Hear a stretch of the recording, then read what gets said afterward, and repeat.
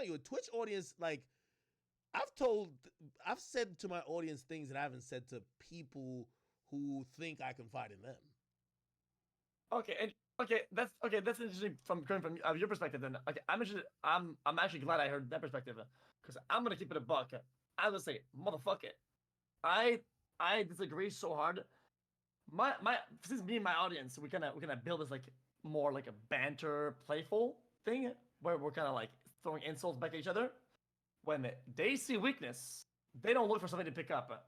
They smell blood and they're going in for the kill. Okay, if I show weakness, they're coming in and they will fucking put me to the ground and fucking jump in unison on my fucking dying body.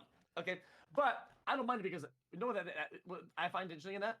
I know what's good about it is that things that are hardships, things that are bad, things that I think are hurtful, the ideas that I don't like, it makes me process them faster, right? So if I'm dealing with something, and instead of saying, "Oh, I'm sorry to deal with this," they go, "Yo, dumb fuck, you're an idiot. This is happening to you. Fuck you."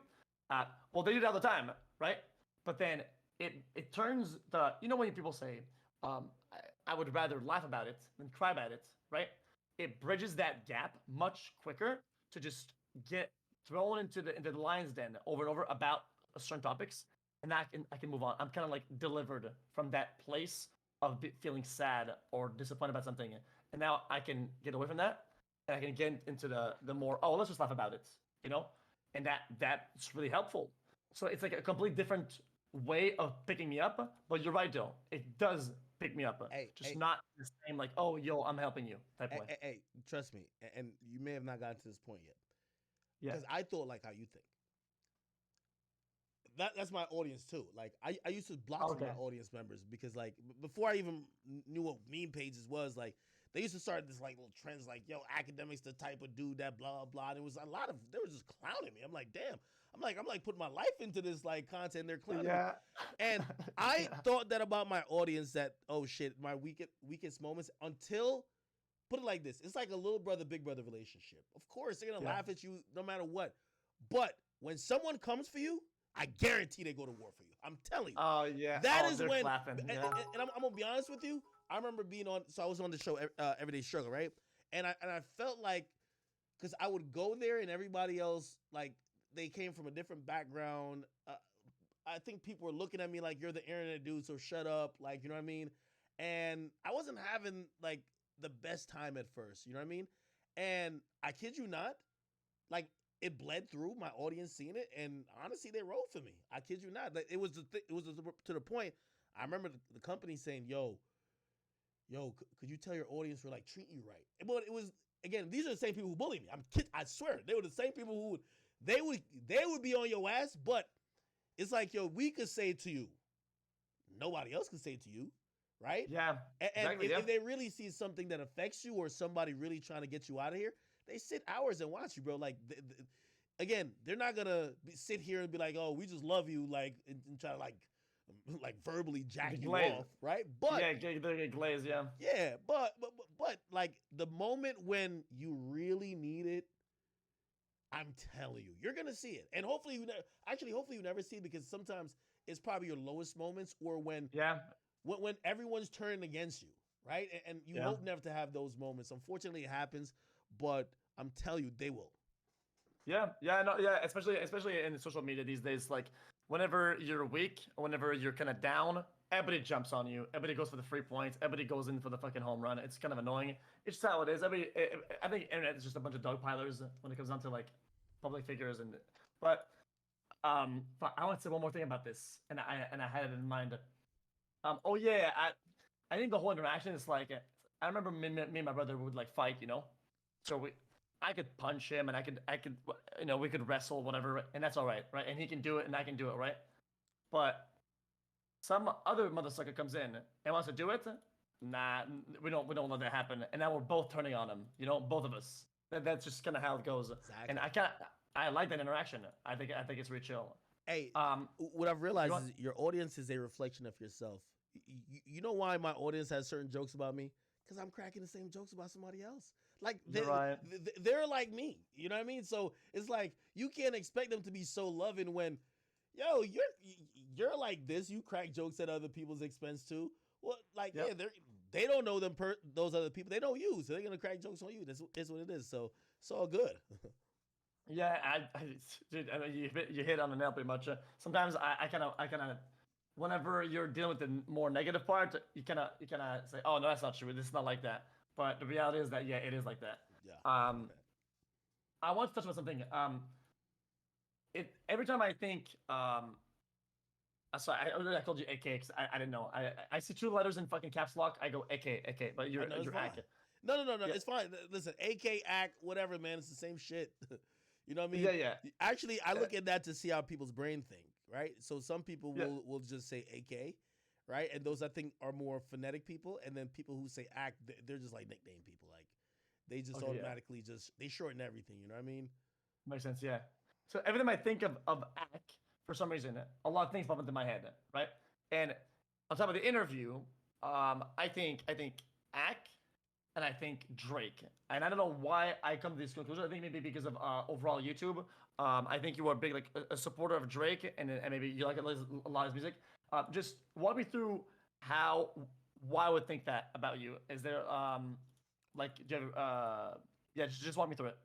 Well, you know, to me, Drake's the greatest rapper ever, right? So, and put it like this, I'll tell you why I like his music so much because I think anyone's favorite musician is going to have the soundtrack to their life. Like, for example, my oldest brother, he likes Jay-Z, right? Yeah. And he felt his Jay-Z's music more was congruent to his life.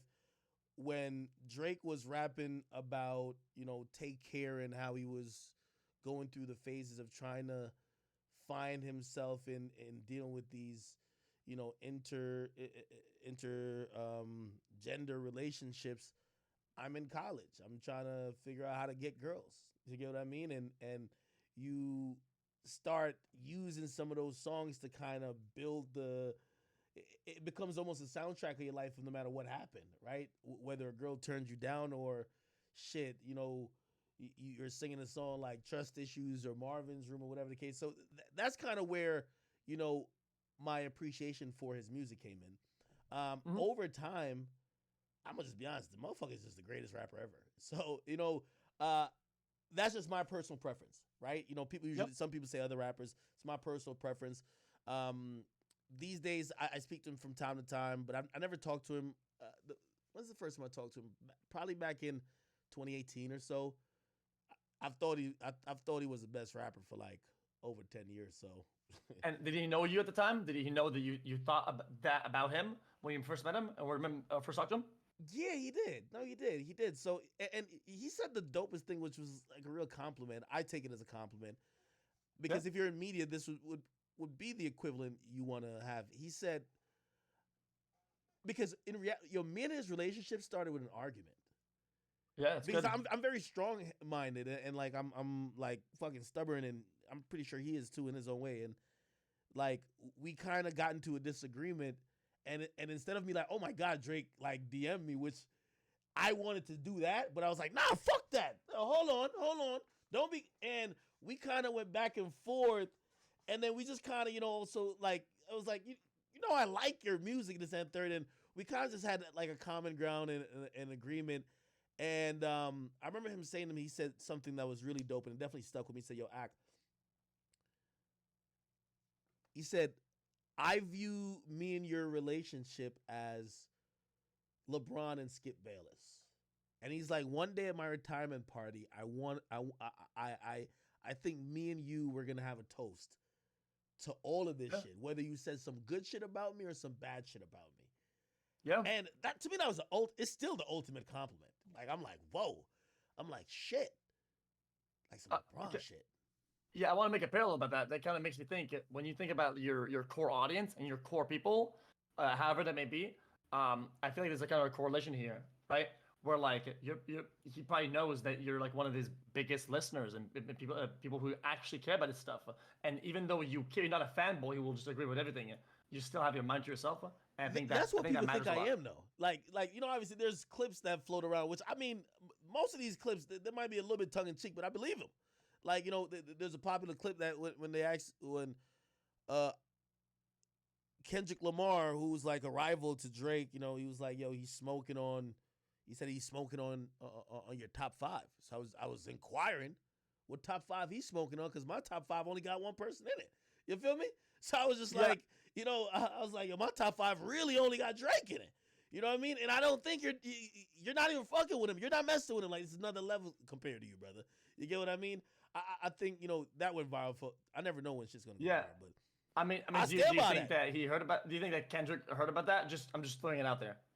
I would imagine he did, but I think Kendrick probably thinks I'm a hater, honestly. Or I'm like a. No, I don't think he thinks I'm a hater because, you know, he invited. Well, not he directly, but he invited through his reps me to come to his concert at the Barclays, and I think he probably thinks, yo, this is. It's like. In this world, like some people like Messi, some people like Ronaldo, right? He's like, oh, that's just like a Drake guy. Maybe if he, you know, like saw things a little bit more on my side, you know, maybe he'll change his opinion or whatever the case is. But I don't know, man. I'm like Speed when it comes to Ronaldo, man. Like I don't know if it's but also I think I'm right. Like, do you listen to Drake? Yeah, okay. Well, I've been listening to a lot of Drake. I've been like kind of, not too much, but like way more than I used to. And now I almost listen almost exclusively to Drake. That's what I'm talking about. On and on, which is kind of crazy. I'm not even making this shit up to just like laser sound like I'm similar. I'm into a crazy, and I actually said that his last 3 albums, I thought they were all fantastic. I think people get this idea of, oh, Drake is this, and they have all these boxes already checked in. This is Drake. This is Drake. This is Drake. And whenever he did something that was new or different and had a different feel to it, they're like, this is bad, because all they think about is what Drake is and how much they want that. I don't give a fuck. I trust the creative process, right? And if he does something that's different or that's not normally what he does, and I like it, well, I like it. I don't give a fuck who does it and what he was before. And I trust the process that even if I don't like that, I know in the future, if he keeps going with the same process of trying new things, he'll hit the nail on the head again. And I know he will, because he's proven it. He's done it time and time again. Same way as I feel about Kanye, you know? Yes, I agree. Some albums were weaker, so some parts were weaker, but he has the same process creatively, right? He's gonna hit it hard again, and I know he will, and I'll listen, right? That's kind of how I feel. That's how I feel about Drake. Yeah. And what's up? You one of us, brother. That's all you gotta know. You one of us. OVO. Okay? Just remember that. Yeah, OVO. OVO. Yep. Man. That's all you need to know. You one of us. Sick. See, you saying all the right things. I like that. See, that's how everybody who has listened to the GOAT feels. Trust me on that one. Okay? That's good. That's good. I know you have good taste because you like Drake. You know what I mean? Yep. Seriously, I've been listening to the his last, I think, 3 albums. What was it? CLB, Her Loss, and honestly, never mind. Yep. And you know what? I enjoy it a lot. The Honestly Nevermind. I just kind of love that. And you know what? It's kind of like sometimes like we think about it like a TV show. We get a bunch of episodes, and then you get one that's like a special, right? To me, that's not kind of how that felt. It felt like that album was just special. I'm not gonna fight that. I think it's stupid to be like, oh, this is Drake now. Fuck Drake. Whatever. I think that's like a very short-sighted mindset. That's not. I kind of had more of an open mind when I listened to it, and I end up listening to it a crazy amounts. And even my chat, my viewers were like, yo, dude, this song, and they were making fun of me for it. But I enjoyed it. You gotta play that sticky, brother. You gotta play that. Hey, listen, yo. You know Drake just announced his tour. Yo, you gotta hit a date, bro. You gotta go to a date, bro. I'm telling you. Yeah, I'm gonna hit the boy. I'm gonna tell him you rock with him. Like, yo, you know what I mean? He definitely comp you with some tickets or something, bro. That would be sick. I'd love that. Even if that would be crazy. You probably could get Drake on your stream, bro. You're like the biggest streamer on here, bro. Like, you could definitely get Drake on your stream. Yeah.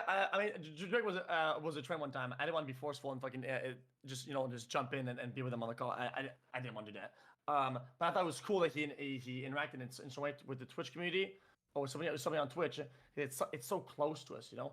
And I feel like Drake is like, even though he's massive, right? I feel like anything he does is really hands on, right?